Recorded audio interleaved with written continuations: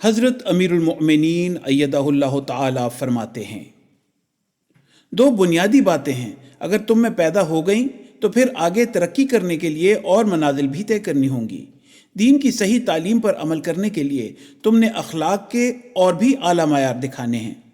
اگر یہ معیار قائم ہو گئے تو پھر تم حقیقی معنوں میں مسلمان کہلانے کے مستحق ہو، اور اگر یہ معیار قائم کر لیے اور اپنے اندر اعلیٰ اخلاق پیدا کر لیے تو پھر ٹھیک ہے، تم نے مقصد پا لیا اور اللہ تعالیٰ کے فضلوں کے وارث بن گئے اور انشاءاللہ بنتے رہو گے۔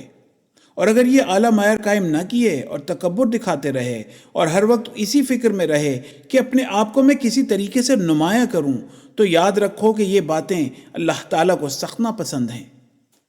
پھر تو حقوق العباد ادا کرنے والے نہیں ہوگے،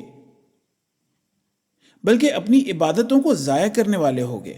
اگر حسن خلق کے اعلیٰ معیار قائم نہ کیے تو اس کے ساتھ ساتھ اپنی عبادتوں کو بھی ضائع کر رہے ہوگے۔ اور وہ معیار کیا ہیں جو اللہ تعالیٰ ہم سے چاہتا ہے کہ ہم قائم کریں؟ فرمایا وہ معیار یہ ہے کہ تم قریبی رشتہ داروں سے حسن سلوک کرو، وہ قریبی رشتہ دار جو تمہارے ماں باپ کی طرف سے تمہارے قریبی رشتہ دار ہیں، تمہاری رحمی رشتہ دار ہیں۔ حوالہ خطبہ جمعہ فرمودہ 23 جنوری 2004۔